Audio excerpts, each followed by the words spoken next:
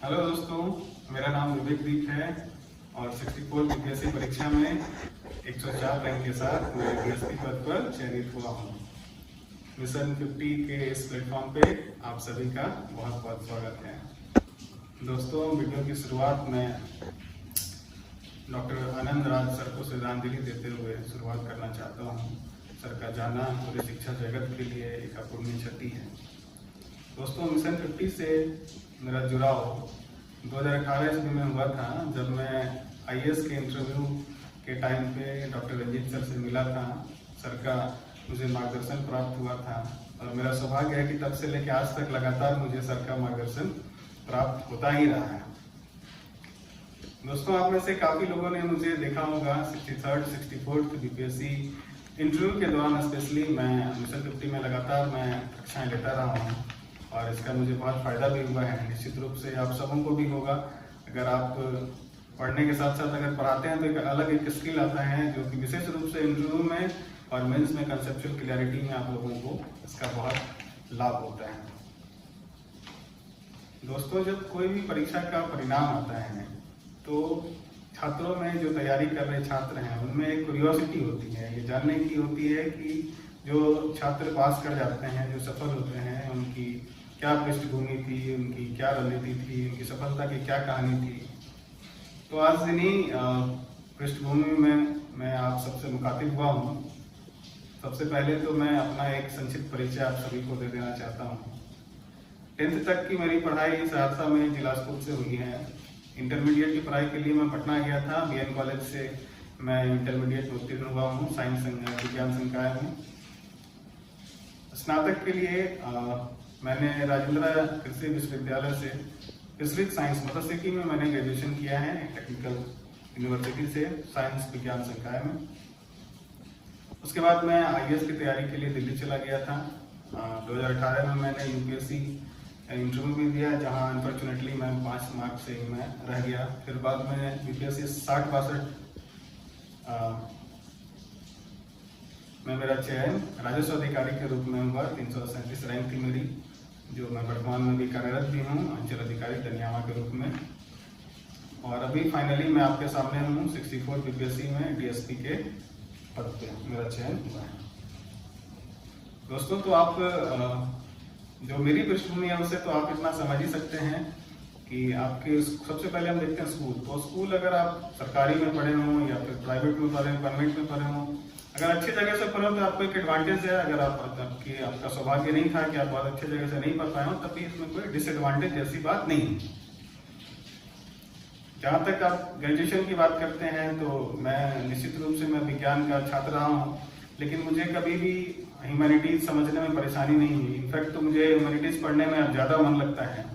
मेरा ऐसा मानना है कि ह्यूमैनिटीज वाले छात्र और साइंस बैकग्राउंड वाले छात्र दोनों को एग्जाम में पास होने की संभावना उतनी ही है, बिल्कुल बराबर है। एक बात मैं बताना भूल गया कि मैं हिंदी मीडियम का छात्र रहा हूँ और बीपीएससी मैंने हिंदी मीडियम से ही दिया है और मुझे इसमें भी कहीं से कोई कंफ्यूजन नहीं है। जो हमारे साथ कई अंग्रेजी माध्यम में लिखने वाले छात्र भी सफल हुए हैं और हिंदी मीडियम वाले भी छात्र सफल हुए हैं और सबका मार्क्स भी जिन्होंने जैसा परफॉर्म किया है बिल्कुल उसी के अकॉर्डिंग ही सबका मार्क्स भी आया है। तो यहाँ पे भी हम लोग अगर अपना कंसेप्ट बिल्कुल क्लियर रखना चाहिए, इसमें कोई भी भ्रांति नहीं होनी चाहिए हमें। दोस्तों, एक तीसरी बात आती है कि जॉब के दौरान आप कैसे पढ़ाई कर सकते हैं या फिर जॉब के दौरान तैयारी की जा सकती है या नहीं की जा सकती है। इस प्रश्न के जवाब में मैं सिर्फ आपको एक उदाहरण देना चाहता हूँ। आप कभी YouTube या गूगल पे देख लेंगे, जब हम दिल्ली में तैयारी कर रहे थे तो 2015 में 170 रैंक आया था एक प्रेमसुख डेलू के राजस्थान के। मैं बस आपका थोड़ा सा एक बता देना चाह रहा हूँ कि उन्होंने अपनी नौकरी की शुरुआत पटवारी से की, फिर वो 2nd क्लास टीचर बने, फिर उन्होंने स्कूल लेक्चरर हो गए, वो फिर आरएएस निकाला, असिस्टेंट कमांडेंट निकाला, फिर आईएएस बने। तो कुल मिला के आप देखेंगे उनकी ये जो कहानी है अपने आप में ये बताती है कि नौकरी करते हुए आप निश्चित रूप से सफलता पा सकते हैं। दोस्तों, सफलता के लिए हम सभी को पता है, आपको भी पता है, हमें भी पता है, सफलता के लिए अगर आप कठिन परिश्रम और निरंतरता, दो ऐसी चीज है जिसके साथ अगर आप सही दिशा में काम करते हैं तो आपको सफलता अवश्य मिलेगी। तो हर किसी को पता है, लेकिन मैं इसमें 2-3 चीजें और जोड़ना चाहता हूँ। पहला है, मेरे हिसाब से जो सबसे पहला महत्वपूर्ण बात है वो है तनाव का प्रबंधन। हम लोग बिहार में जिस बैकग्राउंड के निम्न मध्य वर्गीय परिवार से बिलोंग करते हैं, उसमें तनाव एक बड़ी समस्या है। सब लोग किसी न किसी तनाव से जूझ रहे हैं। तो हमें तनाव का प्रबंधन करना सीखना चाहिए। अगर हम किसी वजह से परेशान होते हैं, हमें कोई बात कहीं ना कहीं से हमें परेशान करती है, तो हम उस तनाव को जल्द से जल्द दूर करके वापस अपनी पढ़ाई में आने का कोशिश करना चाहिए। मैं ऐसा ना हो कि हम 1-2 दिन तक अब तनाव में ही गुजर रहे हैं, तनाव खत्म करने के लिए कहीं घूमने निकल गए, 7-8 दिन उसी में बर्बाद हो गया। इन चीज़ों से हमें बचना है। जब तक हमें सफलता नहीं मिल जाती है, हम बिल्कुल अपने लक्ष्य की ओर, बिल्कुल एकदम लक्ष्य की ओर हमेशा दृष्टि देना चाहिए। दूसरा है टाइम मैनेजमेंट। आप जॉब कर रहे हो या जॉब नहीं कर रहे हो, आपका टाइम अच्छे से मैनेज होना चाहिए। जॉब कर रहे हो तो कोई अत्यंत आवश्यक है। आप एक जॉब में अपने आपका जॉब का जैसा नेचर है उसके हिसाब से आप उसको समझें और अपने समय का बेहतर प्रबंधन करें। तीसरा जो मेरे हिसाब से बहुत इंपॉर्टेंट बात है वो है सेल्फ एक्सेप्टेंस। आप अपने आप को एक्सेप्ट कीजिए। आपकी जितनी भी तैयारी है वो रियल है। नॉर्मली एक उदाहरण देना चाहता हूँ कि जितने भी आप लोगों से पूछेंगे कि भाई आपका क्या हुआ रिजल्ट, तो बताएंगे कि 1 या 2 नंबर से छूट गया है। ऐसा कुछ नहीं होता है कि सभी लोगों का 1 या 2 नंबर से छूट जाता है।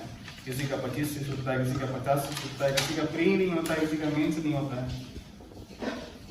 तो ये जो आदत है हमारी, ये बहुत अच्छी नहीं है।